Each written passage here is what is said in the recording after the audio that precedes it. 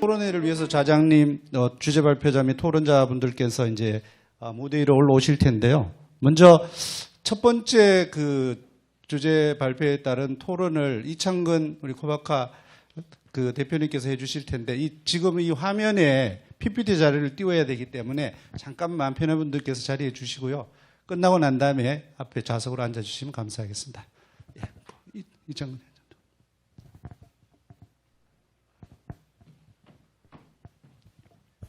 네, 안녕하세요. 방금 소개받은 이창근입니다. 제가 국민의힘 하남시 당협위원장을 맡고 있는데 오늘 이 자리는 당협위원장 자격으로 온 게 아니라 제가 학자로서 학자 자격으로서 참여했다는 말씀드립니다. 다시 인사드리겠습니다. 예, 이창근입니다.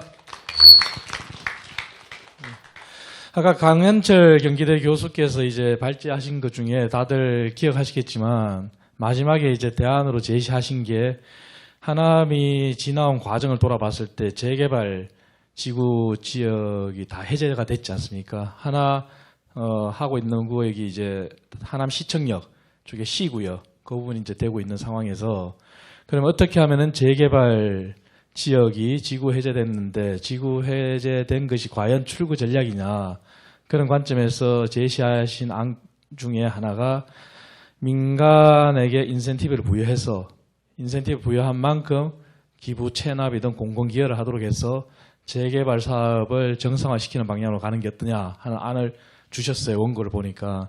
그 부분에 저도 학자로서 굉장히 동의하는 부분입니다. 그리고 제가 서울시 대변인을 할 때도 서울시도 이제는 신규 주택지가 없어요. 땅이 없다 보니까 서울시에 굉장한 선풍적인 인기를 끌었던 시프트라고 장기 전세 주택이 20년까지 최대 거주해서 내 집 마련의 꿈을 가지고 입주해서 거주하다가 내 집 마련 여건이 되면 언제든지 나갈 수 있는 그러한 장기 전세 주택 시프트가 굉장히 성공을 했고 그것을 다시 하려고 해도 땅이 없어요. 땅이 없다 보니까 서울시에서 지난 2021년도 오세훈 시장님이 이제 재보궐 당선되신 뒤에 제가 대변인으로 있으면서 그러면은 서울시에서 재개발이나 재건축을 할 수 있도록 하자 하는데 인센티브를 과감히 부여해서 그만큼 공공기여를 하도록 하고 그렇게 해서 재개발과 재건축에서 민간에게 길을 터주자 해서 실제 서울시는 그렇게 잘 되고 있습니다. 잘 되고 있고 뉴스에서 보신 것처럼 여의도의 각종 오래된 재건축 아파트 단지라든지 대표적인 압구정동의 현대 아파트 단지도 이제 궤도에 다 올라섰고 지난 한 20여 년간 한은동, 만은동 했던 엄마 아파트도 이제 재궤도에 올라가서 그렇게 진행이 되고 있습니다. 그런 관점에서 제가 이제 오늘 토론에 맡아가지고 저도 이제 제 생각을 좀 말씀드리면은 먼저 앞에 이제 우리 강현철 교수에서 발표하신 것처럼 도시 주거 환경 정비라고 우리가 하는데 그것이 여러분들 아시는 것처럼 우리가 통상적으로 알고 있는 재개발, 재건축이 다 포함되는데 오늘 강 교수께서 이제 일목요연하게 설명을 잘 해주신 것처럼 재개발이 있고 재건축이 있고 주거환경 개선 사업이 있고 소규모 주택 정비 사업이 있고 그리고 도시 재생이라는 게 있어요. 하지만 도시 재생이 누가 정권을 잡느냐에 따라서 비중을 많이 돋느냐 안 돋느냐 그런 차이인데 이제는 학계에서도 그렇고 우리 일상생활에서도 도시 재생이라는 부분은 경중의 차이는 있지만 뺄 수는 없습니다. 뺄 수가 없는 한 유형이고 그래서 우리가 크게 이렇게 한 5가지로 나누는데 제가 지적하고 싶은 것은 우리가 도시계획이다 할 때 도시계획 안의 범주에 도시 주거환경 정비도 사실은 포함이 돼요. 포함이 되는데 과연 지자체 단위로 넘어갔을 때 그러면은 도시계획이라는 것을 하면서 도시계획 안에 그러한 도시 주거환경 정비라는 부분을 고려하느냐 그것을 봤을 때 조금 아쉬운 점이 있어요. 그래서 국토종합계획이라는 게 상위 계획이고 그 국토종합계획 바로 밑에 하위 계획이 광역계획이 있고 물론 광역계획과 국토종합계획 사이에는 수도권의 특수성 때문에 수도권 정비계획이 존재합니다. 광역종합계획 바로 밑에 이제 도시기본계획이 이제 존재하게 되는데 그 도시기본계획은 광역자치단체건 기초자치단체건 다 수립을 해야 됩니다. 그러한 점을 봤을 때 사실은 도시기본계획이 하남시에서는 상위 계획이에요. 그러한 도시기본계획 안에 분명하게 도시 주거 환경 정비 기본 계획에 준하는 방향성이 설정이 돼야 되고, 그런 다음에 도시 주거 환경 정비 기본 계획이 바로 연이어서 나와줘야 되는 게 이제 순서입니다. 그런 관점에서 봤을 때 하남시가 앞으로 가야 될 방향이 어떠한 방향으로 이제 전개될지는 모르겠지만, 재개발이든 재건축이든 도시재생이든 소규모 주거환경 정비든 주거환경 개선 사업이든 그러한 방향이 도시기본계획 하에 도시주거환경 기본계획이 좀 정립이 돼서 가는 방향이 좋지 않겠나 하는 그런 생각을 저는 해봤습니다. 물론 하남시도 이제 2040 도시기본계획이 이제 수립이 됐죠. 수립이 됐지만 도시기본계획은 20년 장기 계획이지만 10년 단위로 수정을 하게 돼 있습니다. 그래서 지금 조금 미흡하다면은 그런 방향성을 좀 담아야 되는 게 하남시가 나아가야 될 방향이다 말씀드리고, 세 번째 말씀드리고 싶은 것은 아까 재개발의 길을 터주는 데 있어서 인센티브를 과감히 부여하고 그리고 공공기여를 하자는 그런 큰 틀의 방향을 말씀드렸고, 실제 서울시에서 하고 있다는 말씀드렸습니다. 그 부분은 다른 말로 드리면은 경직성과 유연성의 개념인데요. 다들 뭐 들어보셨겠지만 용도 지역이 있고 용도 지구가 있고 용도 구역이 있는데, 사실은 집합으로 제가 표현해 봤어요. 제일 바깥쪽에 있는 네모가 용도 지역이에요. 용도 지역이고, 용도 지역 안에 동그라미 하나는 용도 지구라고 한다면 다른 동그라미 하나는 용도 구역입니다. 그 용도 지구와 용도 구역은 용도 지역의 아들인 개념인 거고, 용도 지구와 용도 구역은 용도 지역의 아들이면서 서로 또 교집합이 일어나요. 그런 개념인데, 우리가 통상 알고 있는 것은 용도 지역이에요. 하지만 이 용도 지역이 법에서 정해져 있습니다. 정해져 있는데 항상 그 범위가 레인지가 되어 있어요. 가령 상업지역이다. 그래서 상업지역의 용도 지역의 용적률이 1500%가 아니라 뭐 500에서 1500% 뭐 이런 식으로 레인지가 정해져 있는데, 그 기준 안에서 결국은 우리가 얼마만큼 유연성을 발휘하고 있느냐의 문제입니다. 하지만 지금까지 통상적으로 봤을 때 서울시도 마찬가지였어요. 그러나 유연성을 발휘하기보다는 사실 경직됐었습니다. 경직됐고 그러한 유연성을 발휘하지 못했는데, 재개발이나 재건축이 정상 궤도에 오르고 가려면은 그러한 부분에서 유연성을 좀 발휘해야 된다. 그리고 그 발휘하는 만큼 공공기여나 사회적 기여를 통해서 우리가 다시 민간에서 기여를 하면은 충분히 얘기가 되는 부분입니다. 그래서 사실 서울시는 그러한 측면에서 본다면은 유연성을 2040 도시기본 계획을 마련하면서 굉장히 발휘를 하고 있습니다. 그런 부분들이 우리 하남시가 앞으로 가야 되는 부분 아닌가 하는 그런 생각이 들고요.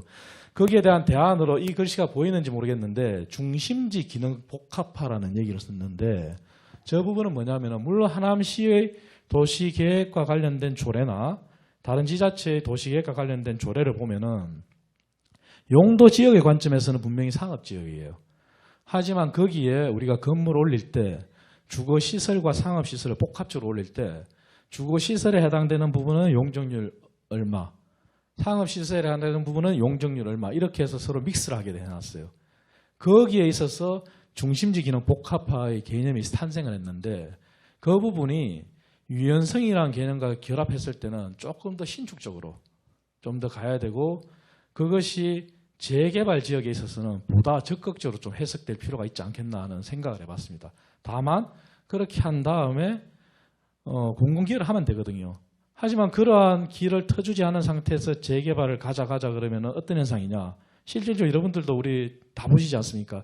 저도 제가 25년 동안 하남에 살면서 제가 처음 거주한 곳이 영말인데, 지금 영말이 재개발 지역으로 지정이 됐다가 해제되고 난 다음에 어떤 현상이 생겼냐. 신축 건물들이 우후죽순 생겨요. 그러면 이제 현재 상태에서는 민간 사업자가 현재 제도로는 도저히 덤벼들 수가 없는 상황이거든요. 그것은 결국은 비용 부분 때문에 그렇습니다. 그래서 제가 중심지 기능 복합화라는 개념을 좀 가지고 나왔고요. 그리고 두 번째 간과해서는 안 되는 부분이 녹색 도시와 녹지축인데요. 우리가 말은 녹색 도시 얘기하고 녹지 공간 얘기합니다. 하지만 하남은 아까 강 교수 발제 자료에 이제 보시면 아시겠지만 우리 강 교수님께서 쭉 보여주셨지만 2040 하남 도시기본 계획에 따르면 하남의 경제축이 도심이 하나 있고 부도심이 두 개가 있고 지구가 두 개 있는데, 그 지구가 관통하는 그 가로축이 사실은 하남에 남아있는 유일한 녹지축입니다. 하지만 그 녹지축이 어찌됐든 간에 앞으로 그 녹지축도 과연 녹지축으로 온전하게 보존이 되느냐, 그러한 의문과 과제가 남아있어요. 그래서 결국은 이제 앞으로 하남의 모든 선출직 공무원이나 하남 공무원들이 함께 고민해서 지켜나가야 될 부분인데, 그 부분을 차지하고라도 그럼 도심의 녹지축은 어떻게 되느냐 부분이거든요. 그러니까 도심의 녹지축도 간과해서는 안 됩니다. 그 부분이 사실은 도시 재개발이나 재건축에 있어서 중심을 갖고 가야 되는 부분이에요. 그래서 그러한 과제를 던졌고요. 마지막 세 번째가 이제 유연한 도시계획 체계라 했는데, 유연한 도시계획 체계도 마찬가지로 유연성과 관련됩니다. 그 얘기는 도시계획이라고 하는 것이 무자르듯이 그냥 잘라버리면은 단편성만 보는데, 그것을 복합적으로 좀 봐야 된다, 그런 측면을 이제 드리는데, 그것은 용적률만 관련된 게 아닙니다. 용적률만 관계된 게 아니라 모든 부분별 계획에 있어서 좀 통합적으로 관점에서 본다면은 유연한 도시계획 체계가 되는데, 그 부분을 가장 적극적으로 발휘하고 있는 것이 아까 강 교수께서 말씀하신 서울시의 신통기획입니다. 신통기획이라는 것은 결국은 뭐냐, 각 부분 흩어져 있는 것을 민간 사업자가 하나하나 접근해서 받아들이려고 그러면은 세월이 10년, 20년 걸려요. 하지만 그런 부분들을 통합적 관점에서 유연성을 발휘하면은, 우리 마치 민원 전화했을 때 여기 전화하세요, 저기 전화했어요, 저기 가세요, 이렇게 하는 것처럼 그게 아니거든요. 모아가지고 한꺼번에 접근할 수 있는 그런 방향이기 때문에 그러한 관련을 던져봤고요. 그래서 제가 마지막으로 드리고 싶은 말씀은, 이러한 도시 주거환경 정비 기본 계획에 의해서 도시 주거환경 정비를 하는 유형은 나와 있지만, 이것은 공공이 할 수도 있고 민간이 할 수도 있어요.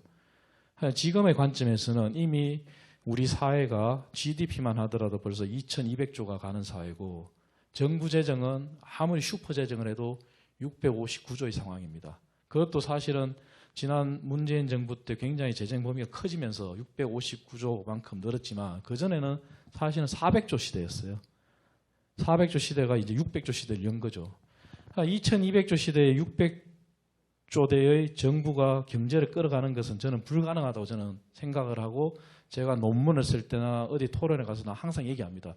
그만큼 민간 중심의 시장이 중요한 건데, 그런 관점에서 봤을 때 그럼 공공의 역할이 어떻게 돼야 되느냐. 물론 공공이 주도해서 재개발을 할 수도 있고 재건축을 할 수도 있습니다. 하지만 앞으로 공공의 역할은 그러한 주도적인 개념보다는 컨설턴트 입장으로 접근을 하는 것이 맞지 않겠냐 하는 게 저희 생각입니다.